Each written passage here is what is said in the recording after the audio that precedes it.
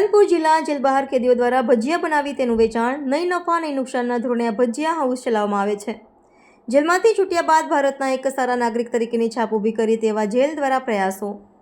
જિલ્લા જેલ દ્વારા કેદીઓને રોજગારી આપવાના પ્રયાસને સહાયરૂપ થવા માટે અપીલ। પાલનપુર ખાતે આવેલી જિલ્લા જેલમાં જુદા જુદા ગુનાઓમાં આવેલા કેદીઓને પોતાની સજા દરમિયાન આધ્યાત્મિક શિક્ષણ તેમજ રોજગારી મળી રહે તેવા જેલ દ્વારા પ્રયાસો હાથ ધરવામાં આવી રહ્યા છે।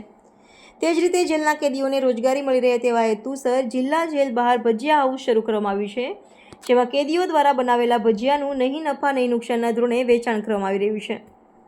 બનાસકાંઠા જિલ્લામાં જુદા જુદા ગુનાઓમાં પકડાયેલા કેદીઓને પાલનપુરની જિલ્લા જેલ ખાતે રાખવામાં આવી રહ્યા છે। કાયદાના સંઘર્ષમાં જેલમાં આવેલા કેદીઓને જેલમાં આવ્યા બાદ જિલ્લા જેલમાં શિક્ષણ મેળવે, આધ્યાત્મિક પ્રવૃત્તિ કરે તેમજ વોકેશનલ ટ્રેનિંગ મેળવી રોજગારી મેળવી શકે અને જેલમાંથી જ્યારે પણ છૂટીને જાય ત્યારે ભારતના એક સારા નાગરિક તરીકે છબી ઊભી કરી સમાજના પ્રભાવ ભળે તેવા શુભ આશય છે।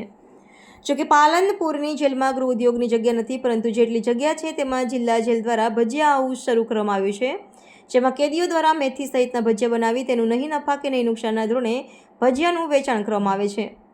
આ ભજીયા હાઉસમાં કેદીઓ દ્વારા ગરમાગરમ લાઈવ ભજીયા બનાવીને આપવામાં આવે છે। જોકે આ જગ્યા થોડી અંદર પડતી હોવાથી લોકો આ બાબતથી હજુ અજાણ છે। તેમ છતાં જે લોકોને આ બાબતની જાણ થાય છે અને એકવાર ખાવા આવે છે તે લોકો આ ભજીયા હાઉસના ભજીયાનો ટેસ્ટ પસંદ આવી જાય છે અને લોકો આ ભજીયા હાઉસની મુલાકાત કરતા હોય છે।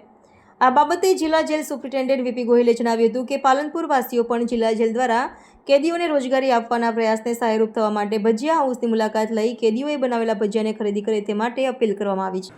ભજીયા કેદીઓ દ્વારા બનાવવામાં આવે છે। ભજીયાનો જે કિંમત નક્કી કરવામાં આવી છે એ નહીં નફો નહીં નુકસાન, એટલે કે 5 થી 10% જેટલો નફો જ રાખવામાં આવે છે। એમાં વપરાતું જે વસ્તુઓ છે એની શુદ્ધતાનો પણ પૂરો ખ્યાલ રાખવામાં આવે છે અને નજીવા નફે સમાજને એક સસ્તું અને સારી વસ્તુ મળી રહે એવા ભાગરૂપે અમે ભજીયા હાઉસ ચલાવીએ છીએ। સાથોસાથ કેદીઓને રોજગારી મળે છે એવા શુભ આશયથી આ ભજીયા હાઉસ ચાલુ કરવામાં આવ્યું છે।